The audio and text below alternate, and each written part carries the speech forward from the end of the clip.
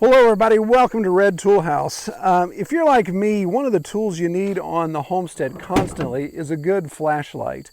And I find myself getting frustrated all the time with not having a flashlight, or having a flashlight with the batteries are dead, or having one that I think's got good batteries in it and it dies, or it's just a piece of junk. And flashlights are a dime a dozen these days. And you can find things like this. You start out with, hey, somebody gave you a little incandescent. Well, that's small. You can keep it in the side pouch of the truck, or in the side-by-side, or you can even keep it in your pocket. No big deal. You got a little incandescent there. That hardly works. Or you graduate to a mag light. So you've got something that's a little more durable, a little bit brighter. Again, still requires batteries there. You've got the LED mag light, again a little brighter, a little better battery life. Still works okay. You move up. This is a Brinkmann. It's not a mag light, so you go to the knockoffs to try to get a little bit cheaper cost, a little bit bigger flashlight. Hopefully it's going to last just as well. It's a good thing it even stands up. And then you move over to the LEDs. You got the little LED pocket lights that multiple bulbs. You think, oh, that's going to be bright, and you can't even find your car keys with those type of things. And then, of course, what I thought was the big migration to a brighter light, a brighter LED, rechargeable, USB charger, adjustable beam, all that type of stuff. I thought that would be a good one. Well, I still find myself frustrated with the battery life, with accessibility, with size. It seems the bigger you go. Ironically, just a couple months ago, I just got rid of my big mag lights. I used to have the real big ones that, we always said cops used to carry them to knock people upside the head. Those things used to be the deal. You'd pay a couple $100 for a mag light like that. Well, those have become pretty much obsolete. Nobody carries those anymore. They're bulky. The ones I had took tons of batteries, or had the big, huge rechargeable thing that eventually went bad. So what do you use? What's a good light to have on the Homestead? All right, so being frustrated with not finding a good light, trying all these different options and getting a little frustrated with them, like those are going to stand up. I did a little exploring and started talking with a company called Olight, and they sent me what they call their tactical flashlight. And again, a little skeptical, because you have companies send you lights. You think knockoffs are going to be okay because you're just buying a brand when you buy a mag light. So Olight said, hey, we got a light for you. We think you're really going to enjoy. It's going to be what you need for the farm. So I said, all right, let's try it out. Bring it over here. We'll do the Pepsi challenge and see how it goes.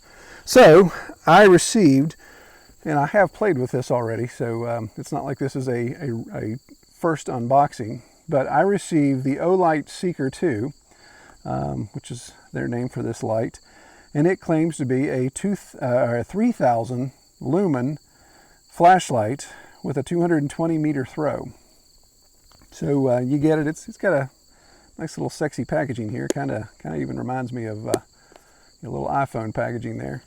But the light itself is not it's not huge, which I like that already. I like the size of it, but I could tell immediately when I picked it up that, man, this thing's got some girth. Compare it to my Chinese LED here. They're about equal in weight. So those four flashlights equaling this one. Impressed with the build of it. Very solid. I believe it's aluminum. So not only is the light substantial, of course, in weight and build, you can tell it's just built well. But I really like the tech with the charger. So it has a USB charger.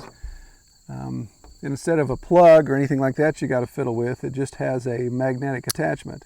So this little charging disc just kind of snaps right on there, lines up, and whammo, you got a charging ring going on there. And what's pretty cool is this portion of the wire lights up red when the battery isn't fully charged and green when it's fully charged. Now, of course, with a USB plug, you can plug that into pretty much anything. I've got USB plugs in the Honda, the side-by-side that I can plug into, so it's nice to be able to charge there. Obviously, the truck has chargers. And of course you can just get the little 5.5 volt adapter and plug it into a 120 regular outlet there and charge it. So that's pretty slick. And I know they make a mounting bracket too, an accessory there where you can mount the bracket permanently, and it has the charging disc attached to it. So you can just come by and kind of slap your light into position there and it's charging. So I really like that. Some pretty neat features there. Okay, so now's the moment of truth, and this is kind of the awkwardness of filming in the dark, is you need a light to film, to detail the light. So we waited. I waited till dark here. Kelly's helping me out with the light there, and yeah, that's, to me, that's obviously the real test of a flashlight. It can be weighty, it can have neat attachments and those type of things, but how does it work in the dark? So I've got my my mag light here, which is really isn't really a good test. It's an old incandescent light. Got the adjustable beam here. So if I turn and shine it back here, you can see my trailer, my reflectors, how it does an okay job of lighting that up. You can distinguish what that is. So that's a Maglite incandescent. No idea what the lumen rating is on that, but I'm sure it's not much. And here is my Chinese LED that's rechargeable. And this is supposed to be, they claim it's 200 lumens, but I don't know about that. But you can kind of see there, it shows a little bit better of the trailer reflectors. So decent light. This light was okay. This is actually my brightest light I had on the farm. So now I'll try the Seeker 2 light, which actually has multiple settings. I believe it actually has 5 settings on it. So I turn it on. This is what's called the moonlight setting. So it's kind of like a really dim light. You can see this is, if you're looking around needing your keys, something up close, you'd have a light there. If I press and hold, I can go to my next setting. So this is the medium setting, and already brighter than any of my lights that I have. Press and hold and go to my high setting, and that's pretty intense.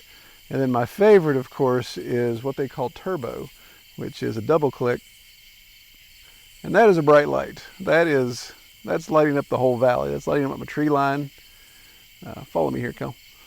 So as I turn and light up our trees, you see them lighting up that treetop. This is pretty good spotlight for something handheld, and I can actually feel it warming up a little bit here by the lens. It definitely puts off a little bit of heat. Not hot to burn you, but definitely putting off some heat. So this becomes a really nice spotlight, and really like the brightness of this for the size of this light. This really is a good light. So it's my understanding that, according to the instructions, that this will be you can run for 5 hours on this setting with this battery charge. So that's pretty good battery life with that brightness. And I believe there's actually, I remember how to do, there's actually a strobe setting. So if you want to send your animals or livestock into any type of epileptic seizure, then you have the strobe setting. Okay, so do another little side-by-side test here. So here's my good light, or my best light that I had. Let me adjust the beam here to make it a little fair. So you can see a little bit of a beam there it casts. I know cameras aren't the best for showing off light brightness, so that's my light that I've been carrying, my rechargeable LED, Chinese LED. And then here's the Seeker on the high setting. And then if I go to turbo, you can see it's substantial difference. So now I know what it feels like to be a newscaster now. My goodness, it's like a train coming at me. So obviously substantially different light there, better light, a lot of nice features. I'm definitely sold. I know this sounds like a commercial. It kind of is. They obviously did send me this light to discuss this, but I am sold. I am definitely a fan of the Olight brand. I've actually got another light coming that I've ordered, and we'll try it out. So you're probably going to see these lights show up multiple times here on the homestead as we use them for farming, as we use them at camp. They actually make tactical lights as well for weapons. So we may get into that. We may start seeing some tactical. You got a bug flying up your nose, Kelly? Yes. you need to hold still no matter what's going on. The show must go on. This light is so bright it is signaling moths in. So we're drawing in insects, and Kelly, my camera lady here, she's taking the brunt of it. Well, before we bail out, the reason why we're doing this video today is talk with Olight. They're actually doing a flash sale on this light, the Seeker 2. They're doing a flash sale that starts tomorrow, the 29th. This video, of course, if I did everything right, came out on the 28th. So the 29th, tomorrow, is a flash sale. So you can get some really good discounts. And those will pop up right here so you can see the details of those.